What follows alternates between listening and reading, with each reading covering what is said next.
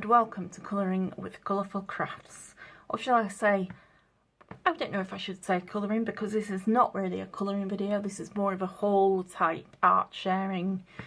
Yeah, I guess. So I thought I would share today a few things that I've purchased off the Kew Botanic Gardens website.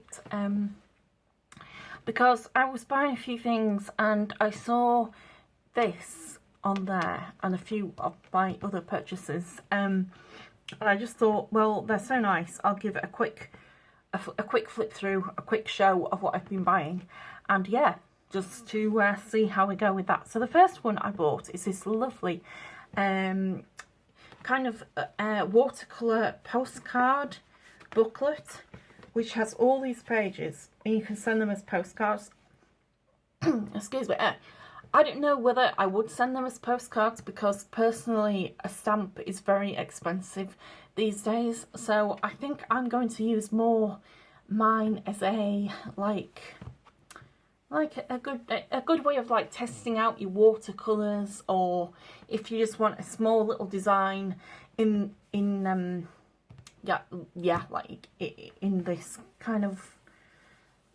this kind of way, small little square that you can just design stuff. I think it would be really useful for that. That's probably what I'm going to do with it, because on the first page I have had a test out of my watercolours. Now the first 3-4 lines are all done with my old set of Winsor & Newton, just bog standard set of watercolours, as you can see, very well used. They came out okay on it. I'm not going to lie, I wasn't as impressed as I thought. I then changed the paints up a bit and I went to the, if you can see here, this is a little Paul Rubin watercolour paint tubes. I think they call this one, oh no, they actually call them watercolour pigments. So they're like watercolours, but they come out a lot stronger. As you can see, this is just a very diluted version of the grey, and it's a lot stronger than the Winsor & Newton orange that I put on the page next to it.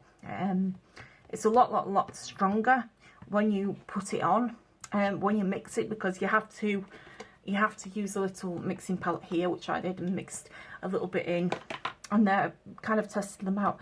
But yeah, they come out a lot stronger than opposed to the Winsor & Newton. So I think I prefer, if I was going back to maybe purchasing a watercolour set again, I would purchase these small tubes rather than something like this, which perhaps is better if you travel around a lot and you just want something to put in your pocket, put in your bag, and, you know, take it out. But it's not going to give you as a good effect as these ones. And these have left me very impressed. But I got these, let's say, 3-4 months ago. I've been kind of testing them out, you know, seeing how things got. But I must say, I do like them. I prefer them to the others. Anyway, that's just that. I won't ramble on. Next, I purchased this gorgeous card.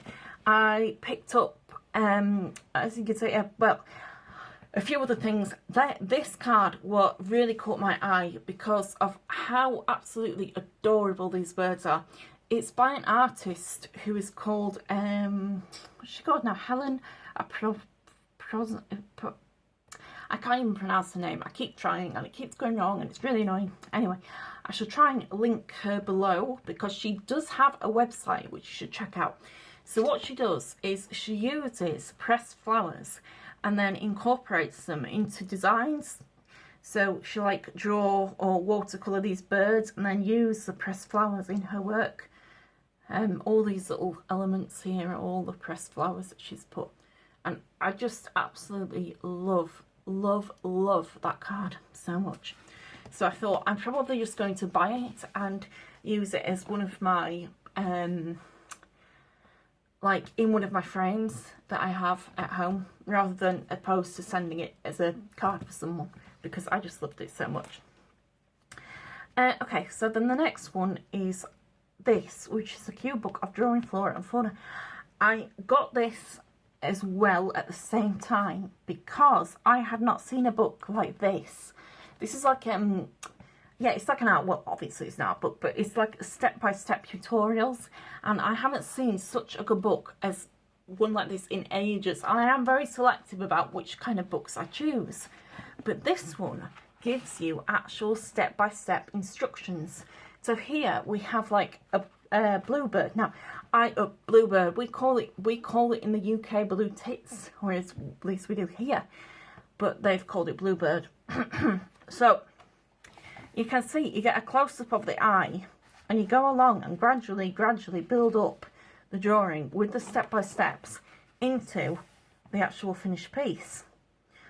But I would never have known how to even go about this without having this book. And I just love, I absolutely love that they do all these different animals in here. Here we've got rabbits who, I could go on about it all day, as you can tell. We've got the hedgehog, we've got various, and here it even shows you how to draw the fur, which is something that I really struggle with. I want to get better at that. We've got bees, how to go about drawing bees. We've got moths, and I love to see moths being used in art, because there are not a lot of books, particularly art books, that show moths off as like, you know, something to copy, to draw, to whatever. And in this book, it actually shows you how to do a moth, step by step, close-ups, absolutely fantastic. And also because she does a lot of hers in watercolour, and I must say, as a paint, as a media, or I should say, I prefer watercolour a lot more to any other paints. It just seems to work for me better. Ladybirds here, and then we get, obviously at the beginning is all the flowers. Here we've got the lovely geranium, and how you can go about from making it step 1 to step, where do we go on this? Oh, we go quite a fair way. Step 12, I think, yeah, step 1 to step 12 here. And then there's some different variations depending on how you want your flower petal to look. I mean, it is just such a brilliant book, and I just needed to share that with you on this channel in case you haven't seen it. You should go out and seriously purchase a copy.